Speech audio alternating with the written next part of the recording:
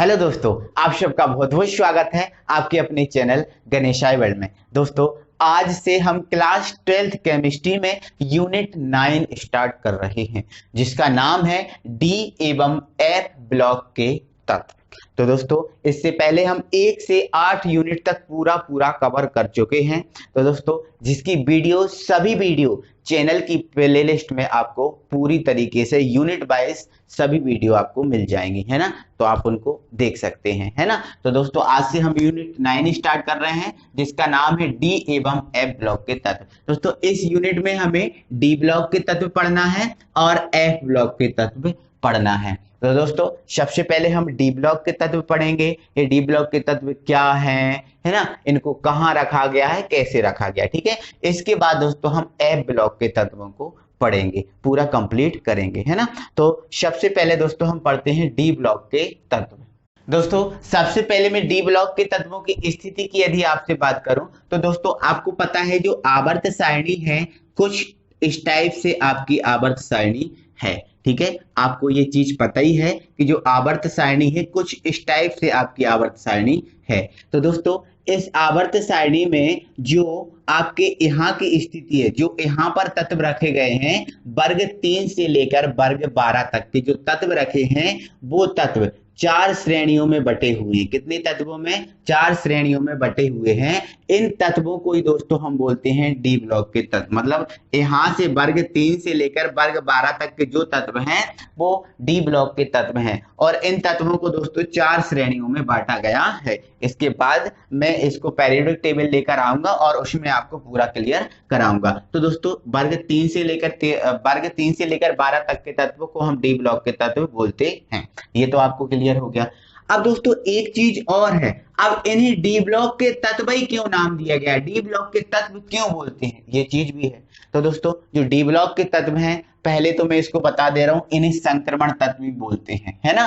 अब ये संक्रमण तत्व इन्हें क्यों बोला जाता है, क्या चीज है, ये चीज भी हम क्लियर करेंगे, ठीक है। तो पहले हम आपको बताते हैं डी ब्लॉक के तत्व। तो दोस्तों, डी ब्लॉक के तत्व इनको इसलिए बोलते हैं क्योंकि इनका जो अंतिम इलेक्ट्रॉन है, जब हम इनका इलेक्ट्रॉनिक विन्यास करते हैं डी ब्लॉक के तत्वों का, तो इनका जो अंतिम इलेक्ट्रॉन है वो डी उपकोष में प्रवेश करता है। कौन से उपकोष में? डी उपकोष में प्रवेश करता है, इसलिए हम इनको बोलते हैं डी ब्लॉक के तत्व।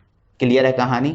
तो ऐसे तत्व जिनका अंतिम इलेक्ट्रॉन डी उपकोष में प्रवेश करता है, डी ब्लॉक के तत्व कहलाते हैं। ये चीज क्लियर हो गई। अब इन्हें संक्रमण तत्व क्यों बोलते हैं? तो दोस्तों, आपने सुना होगा एक बीमारी होती है संक्रमण से फैलने वाली बीमारी, संक्रमण से फैलने वाली बीमारी। आखिर ये संक्रमण होती क्या चीज है, संक्रमण क्या चीज है? तो दोस्तों, एक दूसरे से संबंधित बीमारी संक्रमण कहलाती है ना। एक दूसरे से जो संबंध होता है, एक दूसरे का जो संबंध है, वही संबंध संक्रमण है। वही संबंध क्या है? संक्रमण, है ना। और एक दूसरे के संबंध से जो बीमारी फैलती है उसे हम बोलते हैं संक्रमण से फैलने वाली बीमारी, है ना। तो संक्रमण का कितना सा मतलब है? एक दूसरे से संबंध, ठीक है। तो अब सुनो, इन्हें क्यों बोलते हैं संक्रमण तत्व। तो दोस्तों, क्या है कि जो डी ब्लॉक के तत्व होते हैं वो एस और पी ब्लॉक के तत्वों से संबंध रखते हैं। एस और पी ब्लॉक के तत्वों से संबंध रखते हैं। कौन? डी ब्लॉक के तत्व। इसीलिए हम इन्हें बोलते हैं संक्रमण तत्व। समझ में आपको आया क्यों इन्हें संक्रमण तत्व बोलती हैं? क्योंकि ये एस और पी ब्लॉक के तत्वों से क्या रखते हैं? संबंध रखते हैं, और संबंधी क्या है? संक्रमण।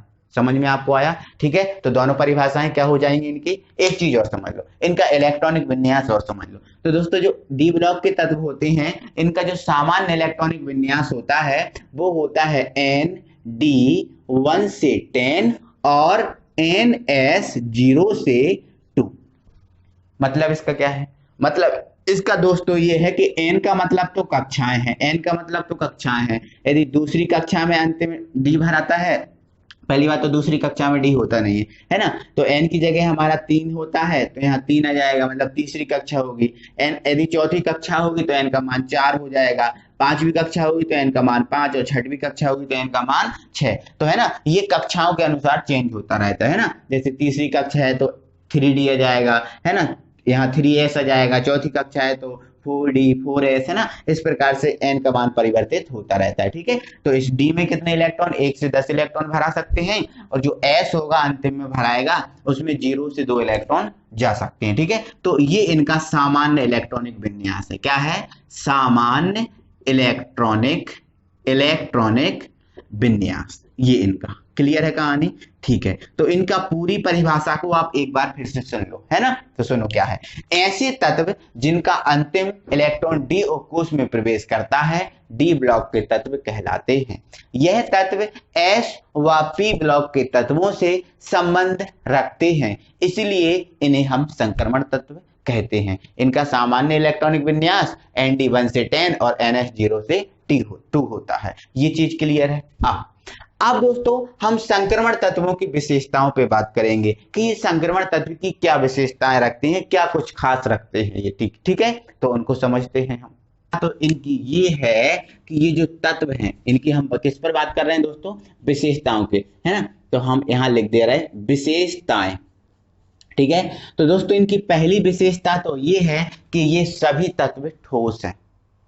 ये सभी तत्व कैसे हैं? ठोस अवस्था में। जितने संक्रमण तत्व होते हैं पूरे संक्रमण तत्व ठोस अवस्था में होते हैं, ठीक है। तो पहली विशेषता क्या हो गई? ये हो गई कि सभी संक्रमण तत्व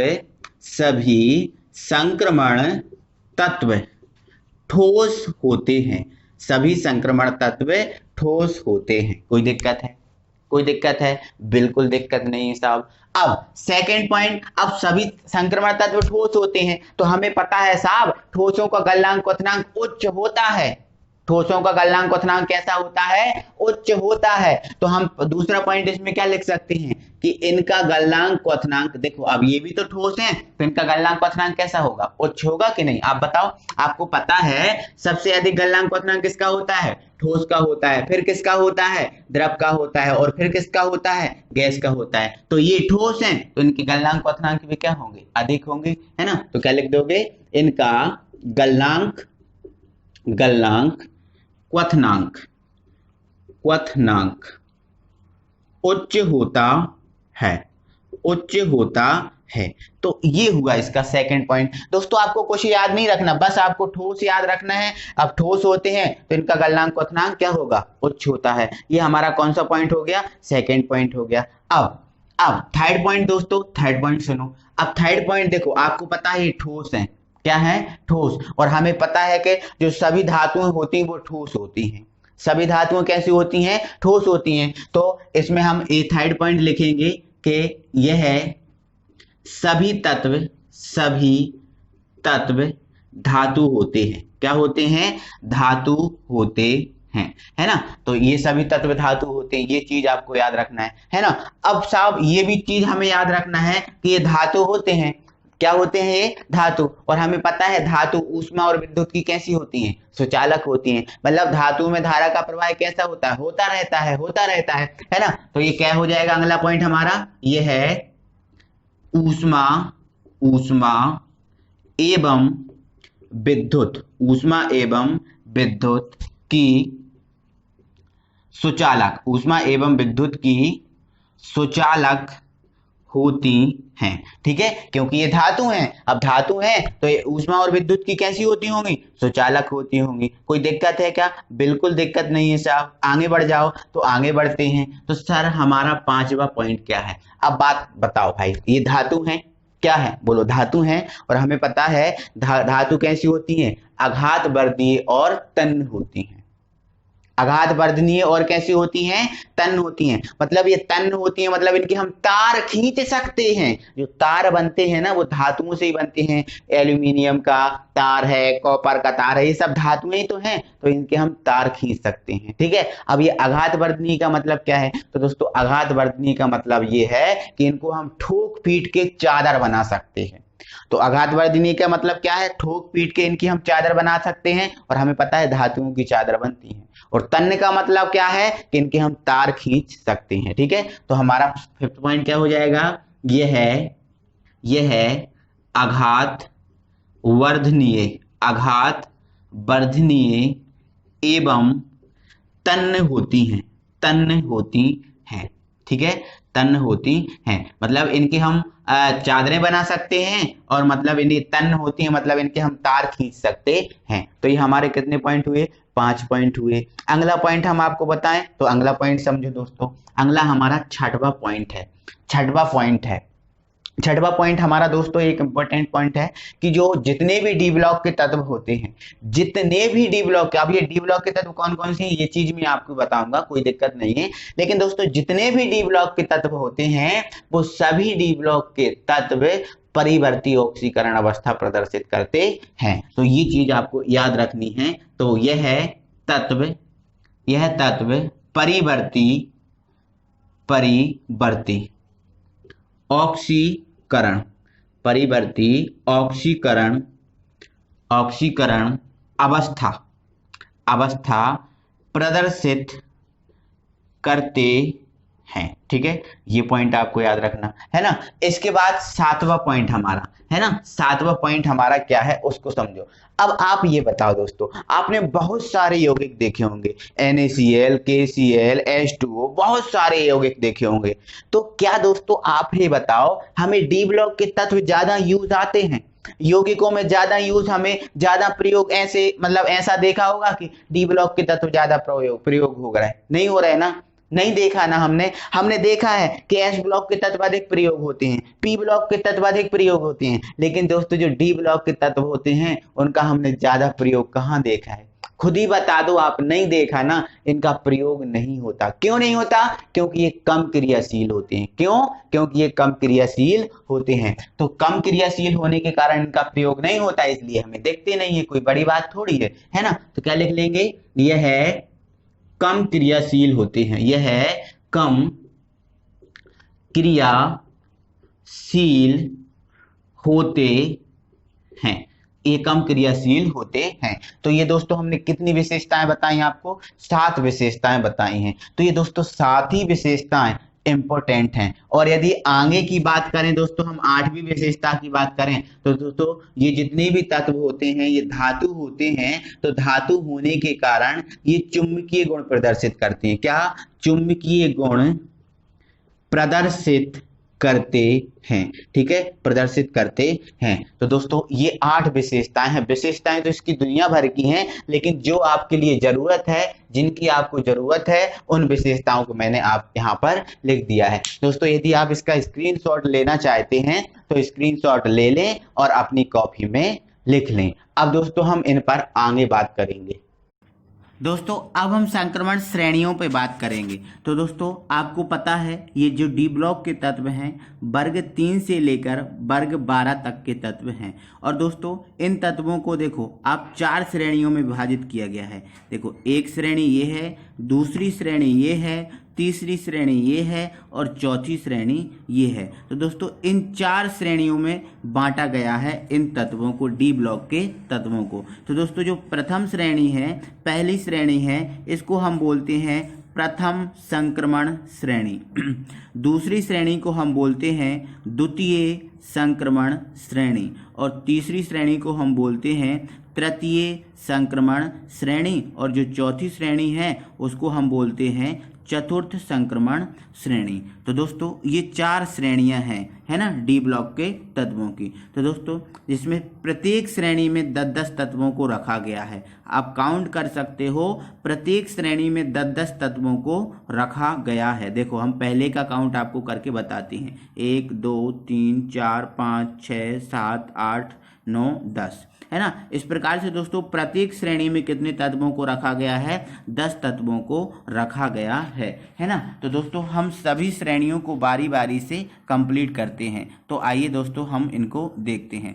तो दोस्तों सबसे पहले हम आपको प्रथम संक्रमण श्रेणी या 3D श्रेणी के बारे में बता रहा हूँ, है ना। इसको 3D श्रेणी क्यों बोलते हैं ये चीज भी बताऊंगा, ठीक है। तो दोस्तों समझो आप, है ना। तो दोस्तों क्या होता है इस श्रेणी में जो प्रथम संक्रमण श्रेणी है, इस श्रेणी में 10 तत्वों को रखा गया है। ठीक है, जो तत्व कहाँ से स्टार्ट होते हैं, स्कैंडियम से स्टार्ट होते हैं और कहाँ तक, जिंक पर समाप्त होते हैं। कहाँ पर समाप्त हो जाते हैं, जिंक पर समाप्त हो जाते हैं। ठीक है, आप देख लो, खुद देख लो, है ना। देखो पहला प्रथम श्रेणी है, देखो ये स्कैंडियम है ना, ये स्कैंडियम है और स्कैंडियम से स्टार्ट होके ये, एक मिनट, हाँ, ये स्कैंडियम से स्टार्ट हो रहे हैं और ये कहाँ तक जा रहे हैं, तो देखो स्कैंडियम से स्टार्ट होकर कहाँ तक जा रहे हैं, जिंक तक जा रहे हैं। और इनमें कितने तत्वों को रखा गया है, 10 तत्वों को रखा गया है ना। तो ये चीज आप क्लियर करके रखना कि इसमें 10 तत्वों को रखा गया है जो स्कैंडियम से प्रारंभ होकर जिंक पर समाप्त हो जाते हैं। इसमें दोस्तों क्या होता है, जो 1 से लेकर 10 तक के तत्व हैं वो 3D उपकोष में प्रवेश करते हैं।